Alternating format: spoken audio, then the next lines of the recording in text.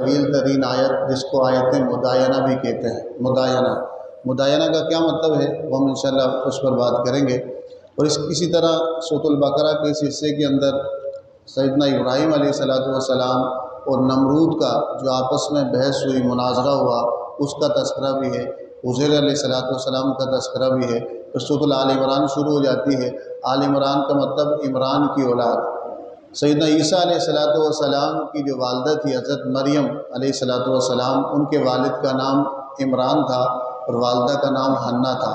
چونکہ اس سورہ کے اندر سیدنا عیسیٰ علیہ السلام ان کی والدہ محترمہ کا تذکرہ ہے، اور عیسائیت کے وہ عقیدہ جو اسلام کے خلاف ہیں، جو توحید کے خلاف ہیں، اس کا رد کیا گیا ہے۔ تو اسی نسبت سے اس سورت کا نام آل عمران رکھا گیا ہے۔ تیسرا سپارہ شروع ہوتا ہے، اس کی ابتدا ان آیتوں سے ہوتی ہے کہ تلک الرسل فضلنا بعضهم علی بعض، یعنی اللہ رب کریم ارشاد فرماتا ہے کہ نفس رسالت اور نبوت میں سارے نبی برابر ہیں، لیکن مرتبے کے اعتبار سے نبیوں کے درمیان کیا ہے؟ فرق ہے۔ کوئی کلیم اللہ ہے، کوئی نجی اللہ ہے، کوئی صفی اللہ ہے، کوئی روح اللہ ہے اور کوئی حبیب اللہ ہے۔ انبیاء کے درمیان فرق مراتب ہے، مرتبے اور درجات کے اعتبار سے اللہ تعالیٰ نے فرق رکھا ہے۔ اور اس کے بعد آیت الکرسی شروع ہو جاتی ہے، اور آیت الکرسی کیا ہے؟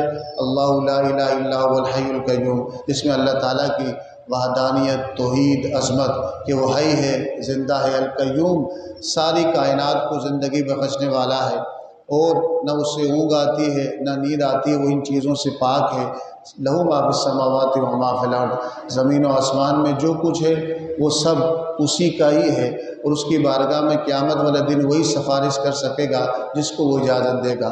پھر اگلی آیت ہے لا اکراہ فی الدین، دین میں کوئی جبر نہیں۔ مطلب کیا ہے؟ دین قبول کرنے میں کوئی جبر نہیں۔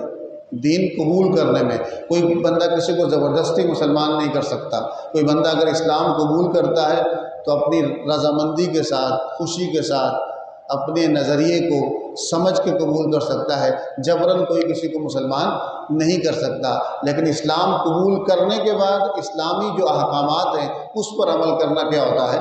ضروری ہوتا ہے۔ دین قبول کرنے میں جبر نہیں ہے، لیکن دین جب قبول کر لیا تو دین کے جو احکامات ہیں، جن کاموں کا حکم دیا گیا اور جن کاموں سے منع کیا گیا، اس سے رکنا کیا ہو جاتا ہے؟ ضروری ہو جاتا ہے۔ اس کے بعد حضرت ابراہیم علیہ السلام اور نمرود کا واقعہ کا ذکر ہے۔ اللہ تعالیٰ ارشاد فرماتا ہے الم تر الی الذی حاج ابراہیم فی ربہ ان آتاہ اللہ الملک، کہ اس بندے کو آپ کے بارے میں آپ کا کیا خیال ہے جس نے ابراہیم سے مناظرہ کیا، لڑا۔ کیوں لڑا؟ لڑنے کی وجہ کیا تھی کہ وقت کے جو نبی ہیں، برگزیدہ نبی ہیں، ان کا انکار کر رہا ہے، ان سے بحث و تکرار کر رہا ہے، ان کے جو معجزات ہیں یا ان کی جو تعلیمات کا وہ منکر ہے۔ اللہ فرماتا ہے آتا اللہ الملک، کہ اللہ تعالیٰ نے اس کو بادشاہت عطا کر دی تھی۔ کیا عطا کر دی تھی؟ بادشاہت عطا کر دی تھی، دولت عطا کر دی تھی، طاقت، قوت اور اقتدار عطا کر دیا تھا۔ تو ظاہر سی بات ہے کہ طاقت، قوت اور اقتدار ہر کسی کو ہضم نہیں ہوتا، ہر کوئی اس کو برداشت نہیں کر سکتا۔ وہ تکبر میں مبتلا ہوا، اور تکبر میں مبتلا ہو کر اس نے کیا کیا؟ اس وقت کے جو نبی تھے سیدنا ابراہیم علیہ السلام، ان سے بحث کرنے لگا، اپنے رب ہونے کا اعلان کرنے لگا۔ آپ نے کہا کہ میرا رب وہ ہے جو زندگی دیتا ہے اور موت دیتا ہے، یحیی و یمیت۔ تو اس مسئلے کو نہ سمجھا، اس نے کہا کہ میں بھی زندگی اور موت دیتا ہوں۔ سیدنا ابراہیم علیہ السلام نے کہا کیسے دیتے ہو؟ اس نے کہا کہ قید خانے سے 2 قیدی لے آؤ جن کو سزائے موت ہو گئی ہو۔ تو آپ نے اس بادشاہ نے کہا کہ ایک کو مار دو اور ایک کو زندگی دے دو۔ سیدنا ابراہیم علیہ السلام نے کس زندگی کی بات کی تھی؟ کہ عدم سے وجود میں لانا، ایک چیز نہ ہو اس کو پیدا کرنا، اس کو زندگی دینا۔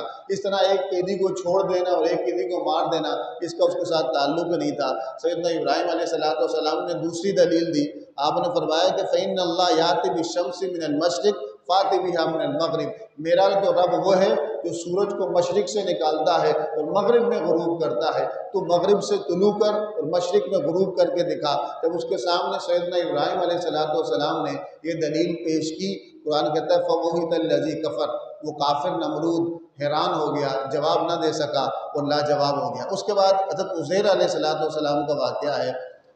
ان کا نام تو نہیں ہے لیکن اشارہ ہے، علماء فرماتے ہیں کہ اس کے اندر اشارہ او کالذی مر علی قریہ، ایک شخص جو ایک بستی کے پاس سے گزرا اور تباہ و برباد ہو چکی تھی، اور اس نے سوچا، اس نے کہا کہ یہ دوبارہ کس طرح زندہ ہوگی؟ یہ مر گئے، تباہ و برباد ہو گئے، دوبارہ کس طرح زندہ ہوں گے؟ تو اللہ تعالیٰ نے اپنی نشانی دکھائی، فامات اللہ میت عام، وہ لیٹے تو اللہ تعالیٰ نے 100 سال ان پر نیند طاری کر دی، 100 سال سوئے رہے۔ 100 سال بعد جب وہ اٹھے تو وہی بستی ویران نہیں تھی بلکہ آباد تھی، لوگ وہاں بازار تھے، محلات تھے، تو ان کے ساتھ جو کھانا تھا وہ بھی تازہ تھا، ان کا جو گدھا سامنے بندھا ہوا تھا وہ گل سڑ گیا تھا، اس کی ہڈیاں نظر آ رہی تھی۔ تو رب کریم نے اس گدھے کو دوبارہ زندہ کیا اور کہا کہ دیکھو کہ یہ جس طرح اس گدھے کو مرنے کے بعد دوبارہ زندہ کر سکتا ہوں، اس طرح میں موت کے بعد زندگی دینے پر کیا رکھتا ہوں، قادر ہوں۔ پھر ابراہیم علیہ السلام کا ذکر ہے، ایک ہوتا ہے علم یقین۔ ابراہیم علیہ السلام نے اطمینان قلب کے لیے رب کریم سے سامنے التجا کی کہ ربی ارنی کیف تحیی الموتیٰ، رب مانتا تو ہوں کہ تو مردہ کو زندہ کر سکتا ہے، لیکن رب کریم میں دیکھنا چاہتا ہوں، مشاہدہ چاہتا ہوں، آنکھوں سے دیکھنا چاہتا ہوں۔ تو اللہ تعالیٰ نے کہا کہ ابراہیم 4 پرندے لے لو، ان کو اپنے سے مانوس کر لو، پال لو، جب تم سے وہ مانوس ہو جائیں، تم سے مانوس ہو جائیں، تمہاری بات ماننا شروع کر دیں، تو ان 4 پرندوں کے ٹکڑے ٹکڑے کر کے کاٹ لو اور ان کو الگ الگ زمین کے حصے میں رکھ دو اور ان کے گوشت کے ٹکڑوں کو تم پکارو۔ تو ابراہیم علیہ السلام نے ان گوشت کے ٹکڑوں کو پکارا، وہ گوشت کے ٹکڑے زندہ جانوروں میں کیا ہو گئے، تبدیل ہو گئے۔ یہ کیا تھا؟ عین الیقین، علم الیقین تو تھا آپ کو، مشاہداتی طور پہ رب کریم نے مردوں کو زندہ کرنے کا ایک واقعہ، ایک موضوع آپ کے سامنے کیا کیا، اس کا اظہار فرمایا۔ پھر انفاق فی سبیل اللہ کے متعلق آیتیں ہیں قرآن مجید میں، اللہ کی راہ میں خرچ کرنا۔ اللہ فرماتا ہے کہ جو میری راہ میں خرچ کرتے ہیں چپکے سے، اعلانیہ طور پر، جب بھی ضرورت ہو، اللہ فرماتا ہے کہ لا خوف علیہم ولا هم يحزنون۔ قرآن میں جہاں پر اولیاء کرام کے بارے میں آیت ہے کہ انہیں کوئی خوف، کوئی غم نہیں ہوگا، وہیں اس سخی کے بارے میں بھی یہ بشارت قرآن پاک میں موجود ہے کہ جو اللہ کی راہ میں اللہ کی رضا کے لیے خرچ کرتا ہے، دکھاوا نہیں ہوتا، احسان جتانا نہیں ہوتا، اللہ کی رضا کے لیے خرچ کرتا ہے، اللہ فرماتا ہے میں اسے اجر بھی عطا کروں گا، اسے دنیا میں بھی کوئی خوف نہیں ہوگا اور آخرت میں بھی کوئی خوف نہیں ہوگا۔ اس کے برعکس وہ لوگ جو اللہ کی راہ میں خرچ کر کے دکھاوا کرتے ہیں، ریاکاری کرتے ہیں، احسان جتاتے ہیں، اس کی عزت نفس کو مجروح کرتے ہیں، تو اللہ فرماتا ہے قول معروف و مغفرہ خیر من صدقۃ یتبعها اذی، ایسے صدقے سے جس کے بعد جس کو دیا گیا اس کو اذیت پہنچائے گی، اس سے بہتر تھا کہ تم اچھی بات کہہ دیتے، اس کو معاف کر لیتے صدقہ دینے سے پہلے، صدقہ دینے کے علاوہ، کیونکہ دینے کے بعد تم نے عزت نفس کو کیا کیا، مجروح کیا، اس کو اذیت دی۔ تو اس کے اندر انفاق فی سبیل اللہ کا حکم ہے۔ پھر سود کے متعلق حکم ہے کہ جو سود خور ہوتا ہے وہ ایسا ہوتا ہے، ایسا پاگل، اس کے اندر ایسا دیوانہ پن یا ایسا پاگل پن ہوتا ہے، الذی یتخبطہ الشیطان من المس، جس کو کوئی شیطان یا جن چھو کر چلا جائے بندہ دیوانہ ہو جاتا ہے۔ کہا سود خور کی ذہنی کیفیت بھی یہی ہوتی ہے۔ اب سود کس کو کہتے ہیں؟ اللہ فرماتا ہے احل اللہ البیع وحرم الربا، اللہ نے تجارت کو حلال کیا ہے اور ربا، سود کو کیا کیا ہے؟ حرام کیا ہے۔ سود چاہے ضرورتاً لی جائے چاہے تجارتاً دی جائے، دونوں حرام ہے۔ سود کیا ہوتا ہے؟ کسی کو کوئی بندہ قرضہ دے، 50,000 قرضہ دے اور کہے کہ جب واپسی لوٹائے گا تو مجھے اس سے اوپر دینا، 51,000 دے یا 55,000 دے، یہ بھی سود ہے۔ یا وہ کہے کہ بھئی میں تجھے 1 لاکھ قرضہ دے رہا ہوں لیکن تو 1 مہینے بعد 1 لاکھ واپس کر لینا، اگر دن آگے بڑھے، 2 مہینے ہوئے، 3 مہینے ہوئے، تو ہر مہینے کے حساب سے 5,000 10,000 بڑھتا جائے گا، یہ بھی سود ہے۔ یہ بھی کیا ہے؟ سود ہے، جس کو انٹرسٹ یا یوزری کہتے ہیں۔ یہ اللہ تعالیٰ نے سود خور کے خلاف اعلان جنگ کیا ہے۔ کیا کیا ہے؟ اعلان جنگ کیا۔ جو سود کھاتا ہے اللہ فرماتا ہے کہ میرا اس کے ساتھ کیا ہے؟ اعلان جنگ ہے۔ پھر اس کے بعد آیت مدائنہ ہے۔ مدائنہ کا مطلب ہے قرضے کی لین دین۔ تو یہاں ایک اصول بیان کیا گیا، کسی کو ادھار کوئی چیز دی جائے، قرضہ دیا جائے یا تجارت کا معاملہ کیا جائے تو ڈاکومنٹیشن کا کام کر لیا جائے، لکھنا پڑھنا کر دیا جائے، لکھ لیا جائے، اس پر 2 گواہ بنا دیے جائیں۔ کیا بنا دیے جائیں؟ لکھ لیے جائیں، 2 گواہ بنا دیا جائے۔ تجارتی معاملات میں 2 مردوں کی گواہی کافی ہوتی ہے یا 1 مرد اور 2 عورتوں کی گواہی کیا ہوتی ہے؟ کافی ہوتی ہے۔ کیا کسی کے ساتھ لین دین کا معاملہ کرو تو لکھ لو، یہ اچھا ہے، گواہ بنا لو، یہ بھی اچھا ہے۔ تیسری صورت بیان کی کہ بالفرض کسی کو کوئی چیز تم قرض دیتے ہو اور تم چاہتے ہو کہ تمہارا پیسہ محفوظ رہے تو کوئی چیز اس کی گروی رکھ لو، جس کو مورٹگیج کہتے ہیں، اپنی قیمتی چیز اس کی قیمتی چیز اپنے پاس رکھ دینا کہ جب وہ قرضہ واپسی کرے گا تو اس کو واپس کر دیں، اگر وہ واپسی نہیں کرتا تو اس چیز کو بیچ کر اپنے پیسے پورے کر لیے جائیں۔ لیکن یہ یاد رہے کہ جو چیز گروی رکھی جاتی ہے وہ امانت ہوتی ہے، اس سے وہ بندہ نفع حاصل نہیں کر سکتا۔ پھر اس کے بعد آخری آیات ہے، سورۃ البقرہ کا آخری رکوع ہے، اس کے بارے میں حضور صلی اللہ علیہ وسلم نے ارشاد فرمایا کہ یہ 2 آیتیں، قرآن کی ساری آیتیں زمین پر نازل ہوئی، یہ آیتیں ایسی ہیں کہ یہ عرش پہ عطا ہوئی ہیں، یہ عرشی آیت ہے۔ ان کا نزول کس پہ ہوا ہے؟ شب معراج والے دن ہوا ہے۔ للہ ما فی السماوات و ما فی الارض والی جو آیتیں ہیں، حضور نے فرمایا کہ عرش کے خزانوں میں سے ایک خزانہ ہے۔ اور ایک روایت میں آتا ہے کہ حضور فرماتے ہیں کہ سورۃ البقرہ کی آخری آیتیں تم میں سے ہر ایک مرد اور عورت مسلمان یاد کریں، زبانی یاد کریں۔ حضور نے فرمایا کہ جو شخص جس گھر میں سورۃ البقرہ پڑھی جائے وہاں شیطان نہیں آتا، اور جو شخص سورۃ البقرہ کی یہ آخری آیتیں رات کو پڑھ کے سوئے تو اللہ تعالیٰ اس کی کفایت کرتا ہے، اس کی حفاظت کرتا ہے۔ پھر سورۃ آل عمران ہے۔ آل عمران کا مطلب کیا ہے؟ حضرت عمران کی اولاد ہے نا، مریم اور حضرت عیسیٰ علیہ السلام۔ ہوا یہ تھا کہ رسول اللہ صلی اللہ علیہ وسلم کے پاس عیسائیوں کا ایک وفد آیا۔ کیا آیا؟ عیسائی علماء کا ایک وفد آیا نجران سے، وفد آیا۔ آپ صلی اللہ علیہ وسلم نے انہیں تبلیغ کی، دعوت حق دی، انہوں نے نہیں مانا۔ مناظرے کا کیا، قرآن کی آیتیں، مناظرہ بھی وہ نہیں کر سکے۔ پھر مباہلے کا چیلنج کیا۔ کس کا چیلنج کیا؟ مباہلے کا چیلنج کیا۔ مناظرہ یہ ہوتا ہے کہ 2 فریق آپس میں دلائل دیں، ایک بات پہ 2 جماعتیں آپس میں کیا دیں؟ اپنے اپنے دلائل دیں۔ مباہلہ یہ ہوتا ہے کہ دو بندے، 2 جماعتیں اللہ کے سامنے عاجزی کے ساتھ ہر گروہ دعا کرے کہ رب کریم ہم میں سے جو حق پر ہے اسے کامیاب کر، جو جھوٹا ہے اس پر لعنت کر۔ تو حضور صلی اللہ علیہ وسلم نے انہیں مباہلے کا چیلنج کیا، اس سے بھی وہ انکاری ہو گئے۔ پھر آپ صلی اللہ علیہ وسلم نے انہیں حکم دیا، کہا کہ چلو ہمارے اور تمہارے درمیان جو مشترکہ چیزیں ہیں، قُلْ يَا أَهْلَ الْكِتَابِ تَعَالَوْا إِلَىٰ كَلِمَةٍ سَوَاءٍ بَيْنَنَا وَبَيْنَكُمْ، کہ اللہ کے ایک ہونا، شرک نہ کرنا، اس پر ایگریمنٹ کر لیتے ہیں، اتفاق کر لیتے ہیں۔ وہ پھر بھی نہ مانے۔ پھر آخر میں ان پر جزیہ لے کے انہوں نے کہا کہ ہم ان میں سے کوئی آپ کی شرط نہیں مانتے۔ پھر انہوں نے جزیہ قبول کیا کہ ہم منتھلی یا اتنا سالانہ مسلمانوں کو کیا کریں گے؟ پے کریں گے، اور معاملہ طے ہوا۔ پھر اس کے بعد سیدنا عیسیٰ علیہ السلام کی بغیر باپ کی آپ کی پیدائش، اس معجزے کا تذکرہ ہے۔ حضرت مریم آپ کی جو والدہ تھی، بے موسم کے آپ کے پاس پھل آیا کرتے تھے۔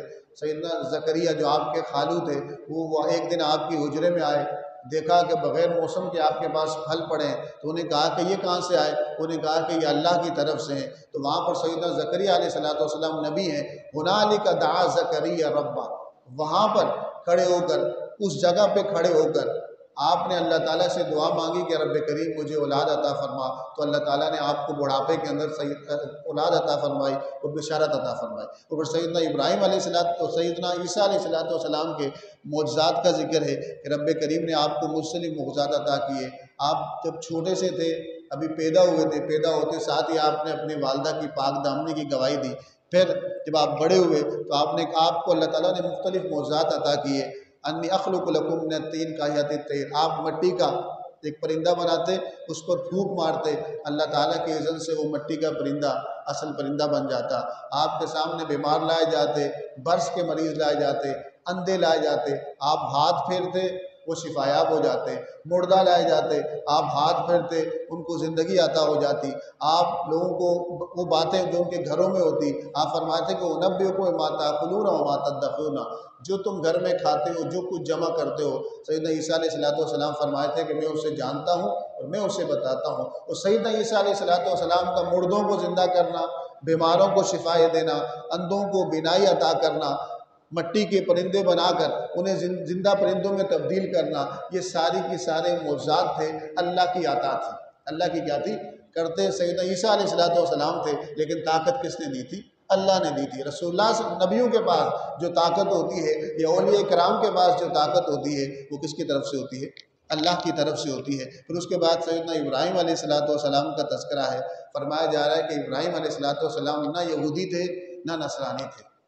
نصرانی عیسیٰ علیہ السلام تو بہت بعد کے، حضرت ابراہیم علیہ السلام تو ان سب کے دادا ہیں۔ اللہ فرماتے ہیں کہ ابراہیم علیہ السلام جو تھے وَلَٰكِنْ كَانَ حَنِيفًا مُسْلِمًا وَمَا كَانَ مِنَ الْمُشْرِكِينَ، وہ ایک دین کو ماننے والے تھے۔ وہ دین کون تھا؟ اسلام۔ کون سا دین تھا؟ اسلام تھا۔ وہ شرک سے پاک تھے۔ اور ابراہیم علیہ السلام کے اصل پیروکار اللہ فرماتا ہے وہ نہیں جو ان کے نسب سے ہیں گمراہ ہو گئے، بلکہ اصل پیروکار وہ ہیں۔ فرمایا کہ اتبعوا وھذا النبی والذین آمنوا، یہ نبی محمد الرسول اللہ ان کے پیروکار ہیں، اور ان کے ماننے والے ان کے کیا ہیں؟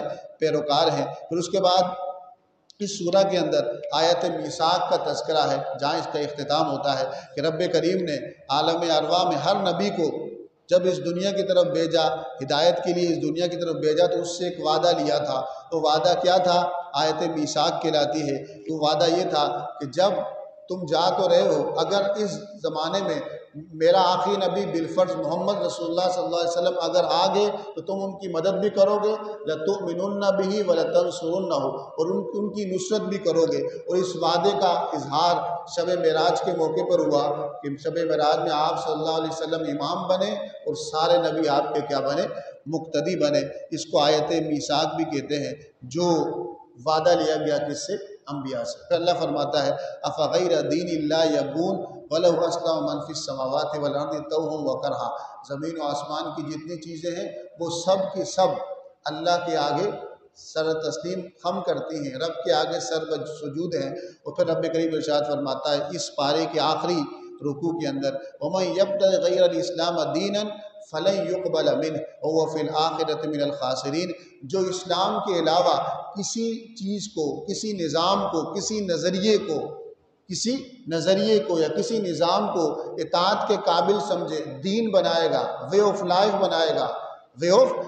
بنائے گا، اسلام کے علاوہ کسی اور کو اپنی زندگی گزارنے کا کوئی بندہ اگر وہ مقصد بناتا ہے، اصول بنائے گا، قانون بنائے گا، تو اللہ فرماتا ہے فَلَن يُقْبَلَ مِنْهُ، ہرگز اسلام کے علاوہ کوئی نظام اطاعت اس سے قبول نہیں کیا جائے گا۔ وَهُوَ فِي الْآخِرَةِ مِنَ الْخَاسِرِينَ، اور ایسا بندہ جو اسلام کو چھوڑ کر کسی اور جگہ اپنا معاشی نظام، معاشرتی نظام اور اپنا سماجی نظام یا اپنا تعلیمی نظام ڈھونڈے گا، اللہ فرماتا ہے وہ شخص کامیاب نہیں ہے، وہ دنیا میں بھی ناکام ہوگا اور آخرت میں بھی ناکام ہوگا۔ پھر اللہ تعالیٰ فرماتا ہے کہ ایمان والوں کے لیے کامیابی ہے، اور وہ لوگ جو کفر کی حالت میں مرے اور قیامت والے دن اگر دنیا کے برابر سونا بھی وہ عطا کریں کہ ہم سے سونا لے لیا جائے، گولڈ لے لیا جائے، ہیرے لے لیے جائیں اور ہمیں جہنم کے عذاب سے بچایا جائے، تو اللہ فرماتا ہے اولئک لہم عذاب علیم وما لہم من ناصرین، ان سے کچھ بھی نہیں لیا جائے گا، ان کے لیے عذاب بھی ہے اور ان کے لیے اس دن کوئی مددگار بھی نہیں ہوگا۔ یہ مختصر انداز سے ہم نے تیسرے سپارے کا خلاصہ سمجھنے کی کوشش کی۔ رب کریم قرآن مجید کو ہمیں اچھی طرح سمجھنے، اس پر عمل کرنے، حدود تک پہنچانے کی توفیق نصیب فرمائے۔ وما علیہ الا البلاغ المبین۔